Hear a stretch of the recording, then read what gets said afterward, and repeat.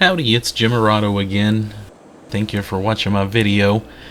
This is a little video of us driving through pretty much the Pigeon Forge, Tennessee area going into Gatlinburg. I'll try to kind of watch the video as I'm talking in case I see anything interesting that needs to be noted. We're driving, yeah, like I said, I think we're kind of around Pigeon Forge right now. I edited some of these little clips together, so I think they all kind of make sense, but we're driving, yeah, just kind of going along the road, and I'll probably try to talk about a few things we like a whole lot. I might not be able to talk about them as we go by, just because of the timing of the video and how much time we have as we stop by places. But this was, we did this trip recently in May of 2020, right after everything kind of opened up, dealing with all the coronavirus stuff. So we were a bit hesitant to do this trip, but we decided we would do it cautiously. We took masks with us and the antibacterial and all that good stuff, and we decided we would go down here, but we really wouldn't do any of the big major attractions, which we often don't do anyway, just because we like to go down and kind of drive around mostly and stay at a place or two that we like. So, again, we did this trip sort of cautiously. It didn't seem like everybody else was being very cautious, but, that's each person's decision about how they want to do stuff. But we didn't see a whole lot of people with masks. That was what it is.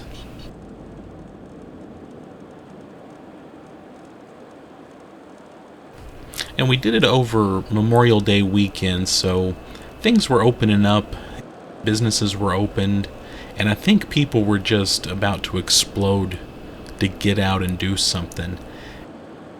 We saw a lot of people just kind of out in the mix, a little more than we were comfortable with. But like I said, we mostly drove around.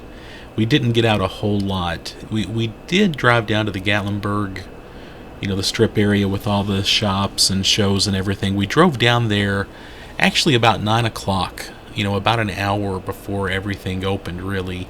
We thought we would go down there, get out a little bit, and that might be kind of safe. So we did have our masks on and all that. And we did get out and go down and do Gatlinburg, but we did it cautiously, and we kind of did it before everything was opened, which, frankly, we do that a lot. We'll go down to the Gatlinburg area. Every time we go down, we do less and less of Gatlinburg and that sort of thing. We still want to do it most of the time, but we do less and less of it. We want to do more of maybe going to the park or walking around, more of the park areas, going to the visitor centers, and just driving around. I love driving around down through here. But we did go and do the strip, and I'll have some video of that here in a little bit. I always want to talk about a book, and I picked up a really interesting book on this trip. It's by an author named Charles Edwin Price, and the book is called Demon in the Woods, Tall Tales and True from East Tennessee. So Charles Edwin Price, Demon in the Woods, Tall Tales and True from East Tennessee. And this was a cute little book. It's just 64 pages. So it's kind of small. It'd be good for anybody to read. Even a younger person could probably knock it out pretty quick. Picked it up for $8 while we were down there. Just read it real quick, but it's got some kind of folklore and legends from the area. I like the fact that it's specifically from East Tennessee, so it's really from the area where we were at. And the author just kind of gives some great local legends. Like I said, he goes into the Cherokee creation story, and he credits the person that he got the story from. And he kind of does that with each of his stories. He kind of gives his sources, like, this is the person that told me this is the person that told me that. And one of the stories I liked a lot, he talks about the Wampus cat, which is a large cat-like creature that's seen in the area, and it's even been seen in urban areas, and I believe it was seen in downtown Johnson City. and one witness claimed to see this cat walking upright, which is just kind of bizarre. I have seen some house cats though that have gotten pretty big. I know my friend Renee has a an orange house cat that I want to say it's around 23 pounds.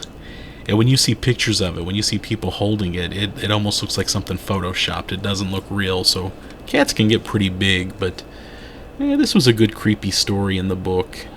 He also talks about an 18-inch devil that people would see in one area, and it would kind of petrify the boys that saw it. Another great story involved Boone Dam.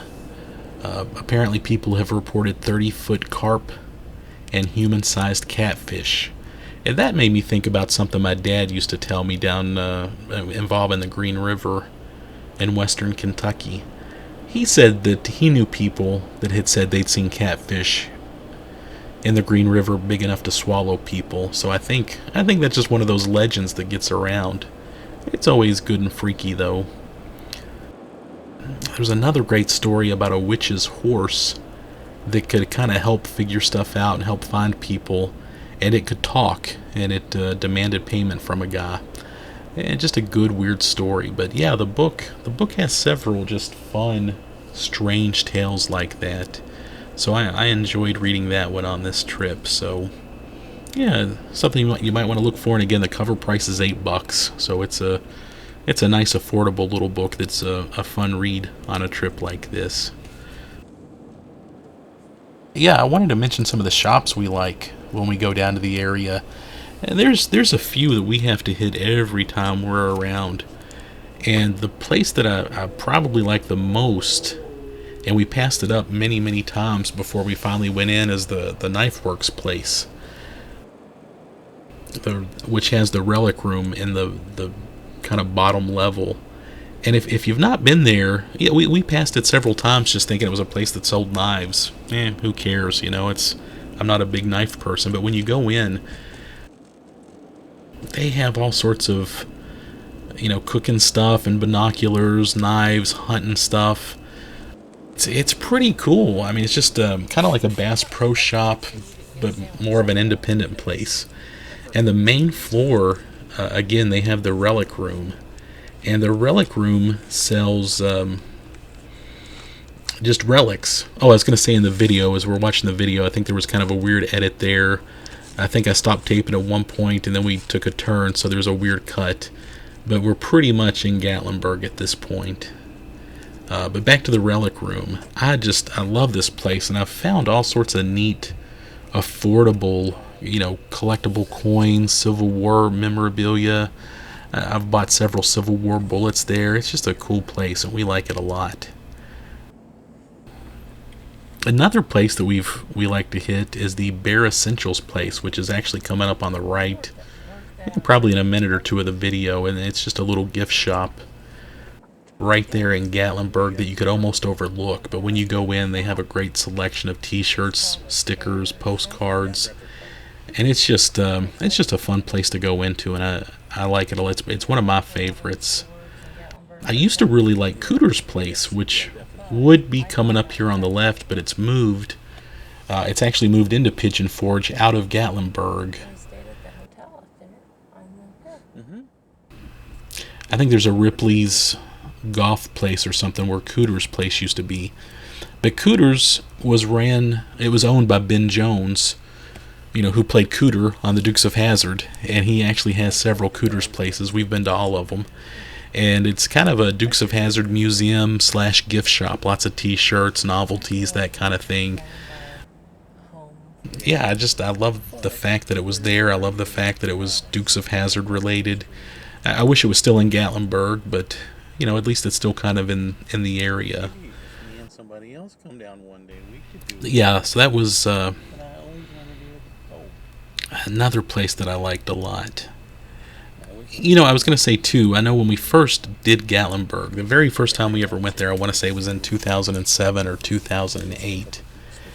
And we just were blown away. I mean, it's there's just so much going on in such a little short span of space. And we went there, And there's just a lot. But the thing that I didn't like was all the timeshare people. And of course, you get those in a lot of places. I know we've been in, Sedona, Arizona, and just other towns where you feel overwhelmed by the timeshare people.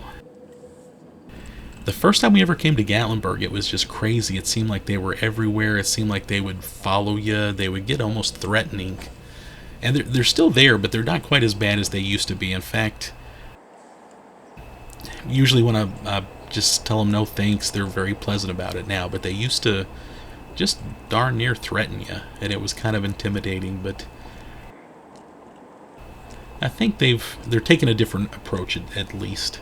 But the first time we were there, man, it got, after 10 people in one day approach you about a timeshare, you're just ready to not be nice about the situation. So, and I also remember the first time we came down thinking, oh man, there's so much to do. I want to try to hit all of these things. I want to hit every Ripley's attraction. I want to hit every little ride and everything you see. And here we are. A long time later, and most of those things we still haven't done. Some of them we probably will never get to. I know there's the dinosaur ride in Pigeon Forge, and I've seen that every time, and I've thought that'd be kind of cool to do, and then we just haven't done it. I've mentioned it before too. We've never done a show. We've never done the dinner show thing in Pigeon Forge, and I know that's such a big thing to do, but we just haven't done it.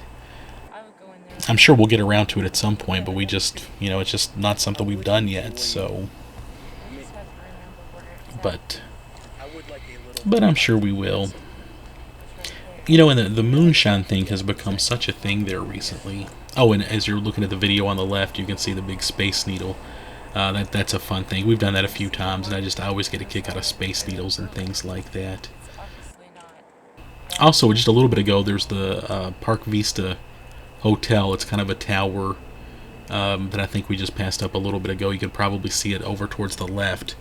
It's a DoubleTree Hotel, and we stayed there once when we took our niece down to Gatlinburg with us, and it was a fun hotel. Just a little bit of a walk from down to, from Gatlinburg and all the attractions, but it was just a fun place to stay.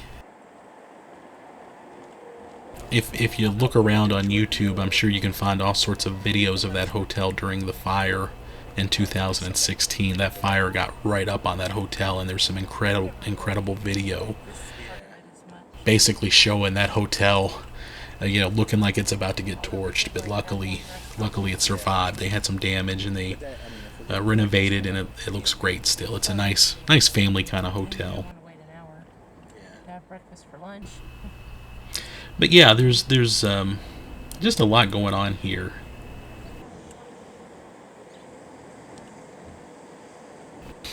Yeah, and back to the moonshine places. It's not quite as novel now, but it's still kind of cool that they have that. Well, we took my niece down to Gatlinburg with us. I say my niece, our niece. And she's recently turned 21, and she wanted to do a moonshine tasting. So we went to one of the main moonshine tasting places, I believe Old Smoky. For $5, they let you taste, I want to say 13 different moonshine drinks. So I paid the $15, and the three of us go up, and there's a young lady giving out the samples, and they give you a little shot glass, and my wife and I told her, like, hey, look, we don't drink at all, so literally just put like a drip. Like, give us just a tiny drip so we can taste it, because we have no tolerance. We're just not alcohol people. And she was like, oh, okay, I understand. Well, my niece did not ask for that restriction. She drank like a fish every single sample they put in front of her, and it was so funny because the girl doing the samples, I think she thought she was our daughter. And she was kind of like telling her, hey girl, you're about to let your parents know how you like to drink. It was kind of funny. She tried to politely give her a little nudge, you might want to calm it down. And that was just kind of funny. I mean, my niece and her drinking problem, that's not funny. But just the fact that they thought she was our daughter and that she was drinking so much in front of us, that was just kind of I guess kind of funny. Another thing I wanted to bring up is, for some reason, I love the Books A Million store in Pigeon Forge. I know it's a chain store and all that, but it's just always a nice setup shop, and I always want to stop there anytime that we're in the area.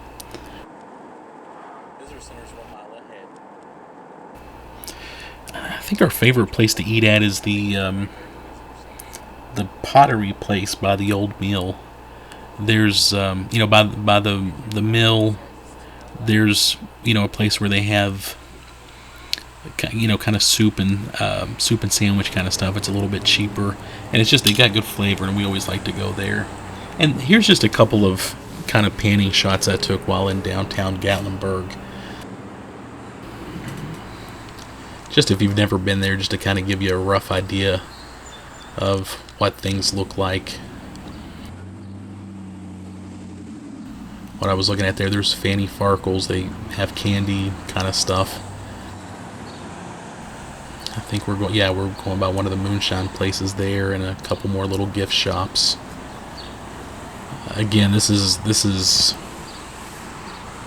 a little after 9 o'clock in the morning, so the crowds aren't there yet. The crowds do get there, especially if you're there like on a Friday or a Saturday evening, afternoon, evening into the night.